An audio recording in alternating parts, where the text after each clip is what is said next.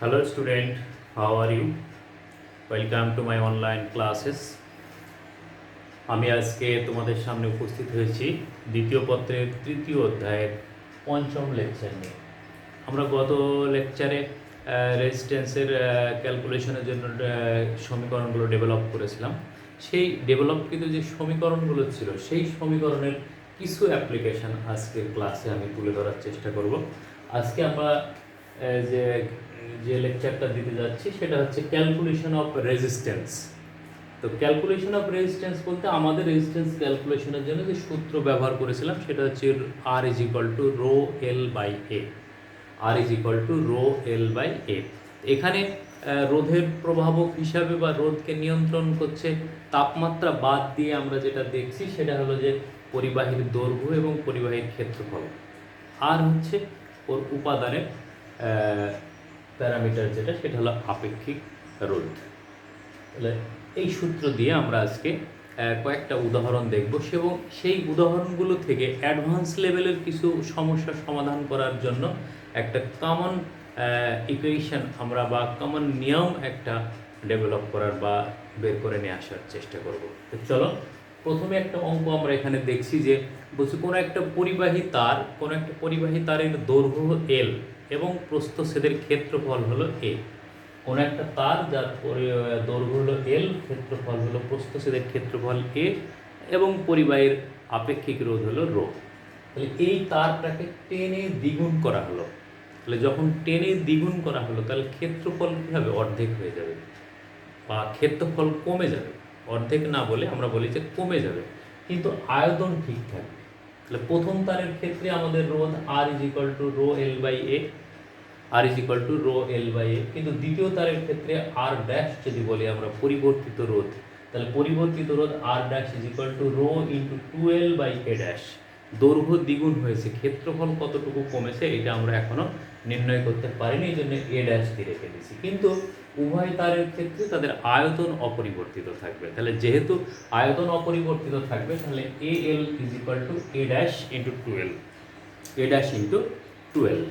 তাহলে এই ক্ষেত্রে ক্যালকুলেশন করে আমরা যেটা পাচ্ছি সেটা হলো A dash by A is equal to half, A dash by A is equal to half.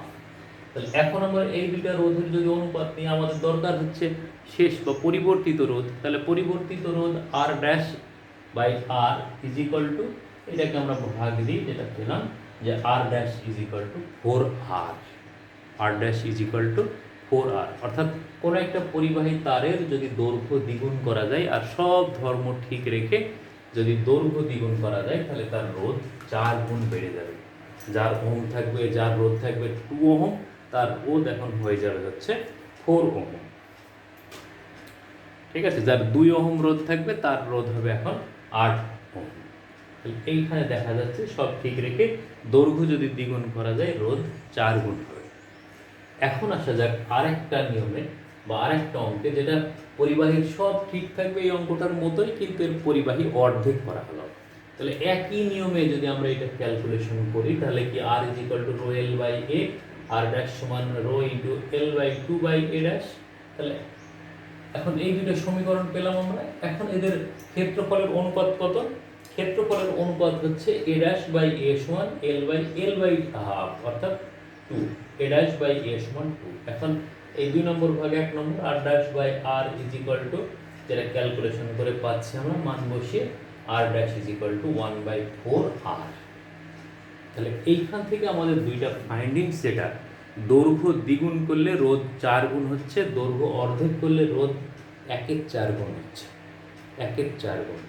তাহলে এইখান থেকে আমরা যেটা দেখছি, অর্ধেক করা মানে কি? দ্বিগুণ মানে কমিয়ে দেওয়া, অর্ধেক কমিয়ে দেওয়া। আর দ্বিগুণ করা মানে কি? 2 বাড়ানো। তাহলে সেই ক্ষেত্রে এই 4কে যদি আমরা n স্কোয়ার হিসাবে ধরি তাহলে n এর মান কত? 2। তাহলে 2 স্কোয়ার বাড়ছে, 2 স্কোয়ার কমছে। সেইটাকে নিয়ে আমি যদি একটা সাধারণ সমীকরণ তৈরি করার চেষ্টা করি তাহলে দেখা যাচ্ছে একটি তারকে সংকুচিত বা প্রসারিত করলে, একবার দৈর্ঘ্যে বাড়ানো হচ্ছে, প্রসারিত করা হলো, আর একবার সংকুচিত করা হলো। তাহলে সংকুচিত বা প্রসারিত করলে সেই ক্ষেত্রে আমাদের রোধের মান দাঁড়াচ্ছে হচ্ছে R dash is equal to n square R. R dash is equal to N square R, যেখানে আর ড্যাশ হচ্ছে আমাদের পরিবর্তিত তারের রোধ, দৈর্ঘ্য দ্বিগুণ বা 3 গুণ বা 4 গুণ করলে যে রোধটা তৈরি হবে সেই রোধটা হচ্ছে আমাদের আর ড্যাশ, এবং আর হলো আমাদের তারের আদি রোধ, আর হলো তারের আদি রোধ। আর এই এন যেটা, সেটা হচ্ছে যে কত গুণ বাড়ানো হলো আর আগে কত গুণ ছিল, অর্থাৎ তারের দুই যে দৈর্ঘ্য তৈরি হচ্ছে, একটা তারকে টেনে লম্বা করা হলো, সংকুচিত করা হলো, তাহলে এই যে পরিবর্তিত দৈর্ঘ্য ডিভাইডেড বাই আদি দৈর্ঘ্য, এই দুইয়ের যে অনুপাত, সেই অনুপাতটা হচ্ছে আমাদের এন, অর্থাৎ এন ইজ ইকুয়াল টু তারের শেষ দৈর্ঘ্য ডিভাইডেড বাই তারের আদি দৈর্ঘ্য, L F by L I বলছি আমরা, final length divided by initial length. তাহলে L F by L I, তাহলে এই দুইটা দ্বারা আমরা এন এর মান নির্ণয় করতে পারবো। তাহলে এখন আমরা দেখব যে কিভাবে পরিবর্তন হচ্ছে এটা।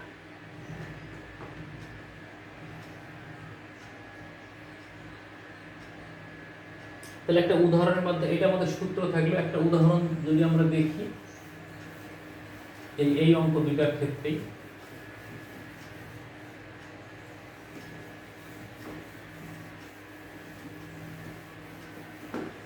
তাহলে সূত্রটা আমাদের দাঁড়ালো হচ্ছে R dash is equal to N square R, এইটা।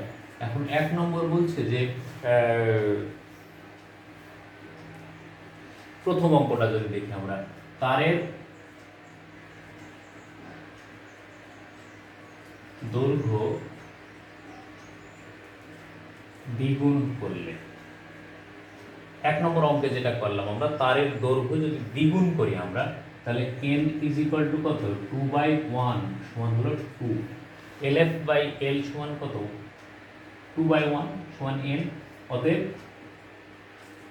r dash is equal two 2 square r সমান 4r। তাহলে 1 নম্বর অঙ্ক যেটা প্রশ্ন ছিল সেটা আমাদের এতটুকু ক্যালকুলেশন করলেই এখন অঙ্ক করে ফেলতে পারবো। অবজেক্টিভের জন্য বা প্রতিযোগিতামূলক প্রশ্নের পরীক্ষার জন্য আমাদের এইটা খুব গুরুত্বপূর্ণ হবে। আবার যদি দ্বিতীয়টা দেখি আমরা, তারের দৈর্ঘ্য অর্ধেক করলে, তাহলে n ইজ ইকুয়াল টু কত হবে, lf সমান হচ্ছে হাফ ডিভাইডেড বাই 1, তার মানে হচ্ছে হাফ, অতএব পরিবর্তিত রোধ r dash is equal to half square r বা 1/4r। তাহলে এই সূত্রের মাধ্যমে আমরা এই দৈর্ঘ্য পরিবর্তন করার অঙ্কগুলোকে করতে পারি। এখন যদি বলা হয় 3 ওহম রোধের একটা তারকে টেনে 10 গুণ করা হলো, 3 ওহম রোধের এটা আর, এর দৈর্ঘ্য এল, এইটাকে টেনে এল আই সমান 1 যদি ধরি আমরা, তা বলছে এল এফ সমান হচ্ছে 10 গুণ করা হলো, তাহলে তখন R dash is equal to কত।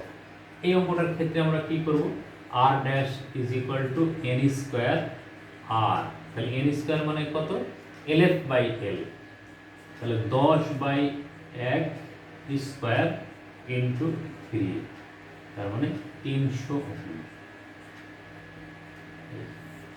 তাহলে দেখা গেল দৈর্ঘ্য যদি আমরা 10 গুণ বাড়াই তাহলে তারটির রোধ হবে 300 ওহম। 3 ওহম রোধের তারের রোধ হয়ে যায় দাঁড়াবে 300 ওহম।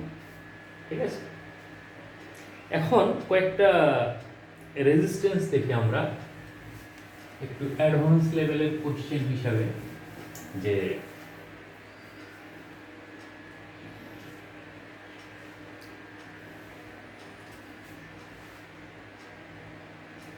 একটা Q3 বলছে, আমরা এটাকে একটু দেখে নিই।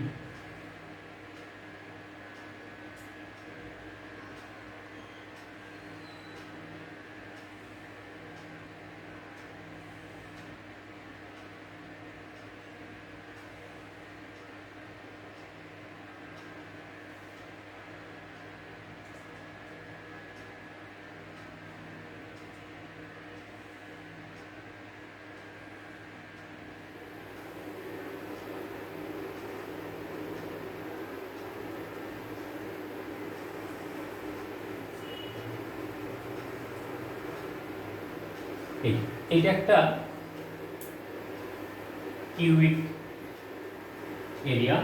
এই এরিয়া, এইটাকে যদি আমরা মূল বিন্দু বলি, তাহলে এই বাহুর যে দৈর্ঘ্য, এই দৈর্ঘ্যটা হলো এ, এই দৈর্ঘ্যটা এ, এই দৈর্ঘ্যটা হলো বি, আর উচ্চতাটা যেটা সেটা হলো সি। এগুলো হলো বাহুর দৈর্ঘ্য। তাহলে এ বি সি, এটা হলো তিনটা বাহুর দৈর্ঘ্য। তাহলে অপর দৈর্ঘ্যগুলো একই সমান হবে। এখন এইটার আমরা হচ্ছে একটু চিহ্নিত করে দিই। এই যে উপরের যে তল,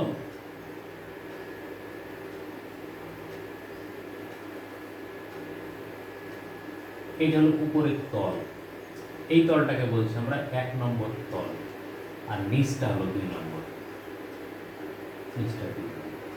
এখন এই বরাবর যদি তড়িৎ প্রবাহ চলে, তাহলে এইখান দিয়ে বের হবে আই, এটা হলো আই, এই বরাবর তড়িৎ প্রবাহ চলছে। এখন এই অবস্থায় আমাদের বলছে রেজিস্ট্যান্স অ্যাক্রস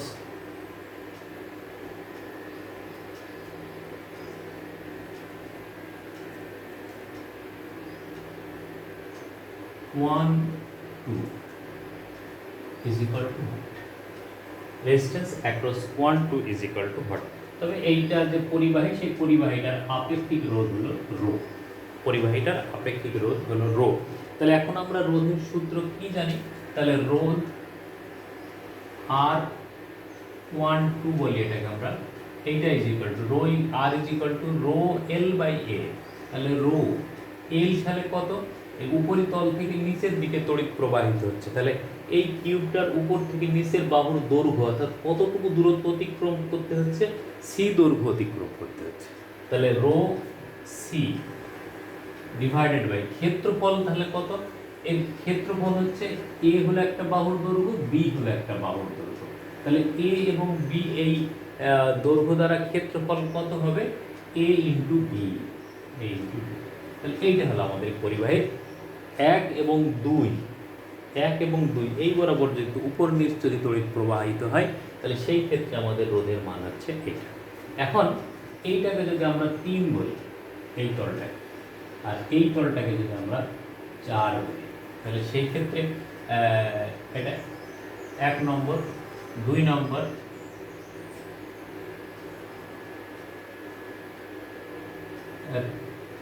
আর 3 4, এই তলটার জন্য কত হবে? তাহলে এইটা এই বাহুর দৈর্ঘ্য হলো বি, আর এর ক্ষেত্রফলের জন্য কত হবে? তাহলে এ এবং সি।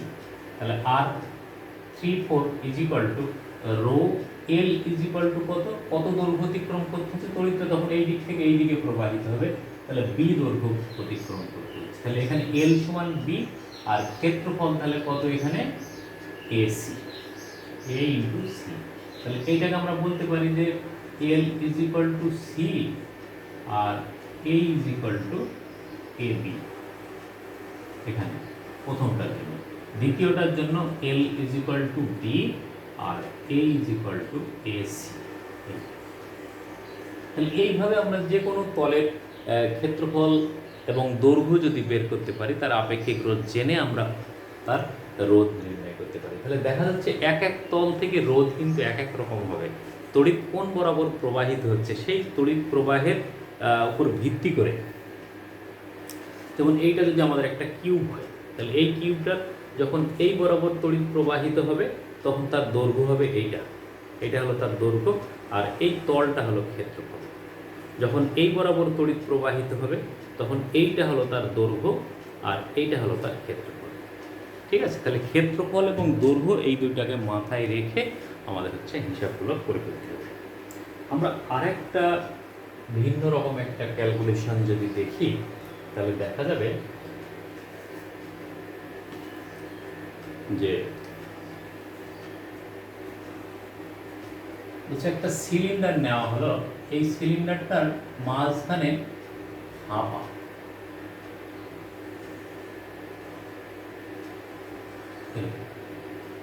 কিন্তু এর মাঝটা হচ্ছে এইরকম।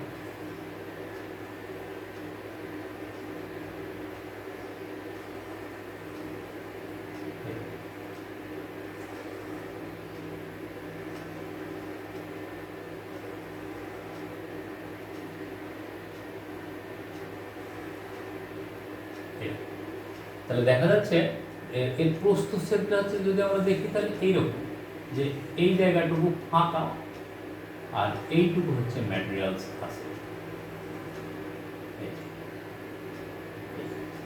এখানে বলছে যে ইনার রেডিয়াস,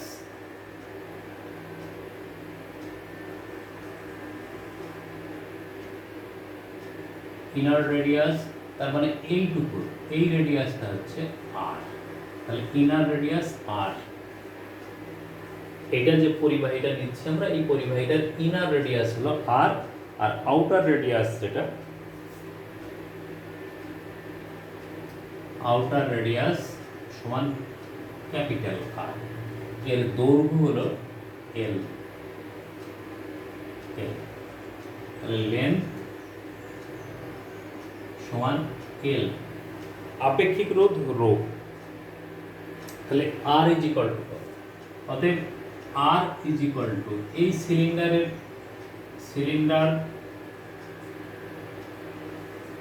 সিলিন্ডারের রোধ R is equal to rho L by A, তাহলে এখানে এ সমান কত হবে, এ ইজ ইকুয়াল টু, তাহলে টোটাল তার ক্ষেত্রফল মাইনাস এই অংশটার ক্ষেত্রফল, তাহলে pi R square minus pi R square. ঠিক আছে, এরকম ফাঁপা যদি একটা গোলক হয় তাহলে টোটাল তার ক্ষেত্রফল মাইনাস এর ভিতরের ফাঁপা অংশটুকুর ক্ষেত্রফল, তাহলে ফাঁপা সিলিন্ডারের ক্ষেত্রে ক্ষেত্রফল বের করতে গেলে টোটাল সিলিন্ডারটার প্রস্থচ্ছেদের ক্ষেত্রফল মাইনাস ফাঁপা অংশের প্রস্থচ্ছেদের ক্ষেত্রফল, তাহলে এটা পাবো। এখন এল ইজ ইকুয়াল টু জানা, রো ইজ ইকুয়াল টু জানা, অতএব R is equal to rho L divided by pi R square minus pi R square. এইটা হলো তাহলে আমাদের একটা ফাঁপা সিলিন্ডারের রোধ, ফাঁপা সিলিন্ডারের রোধ।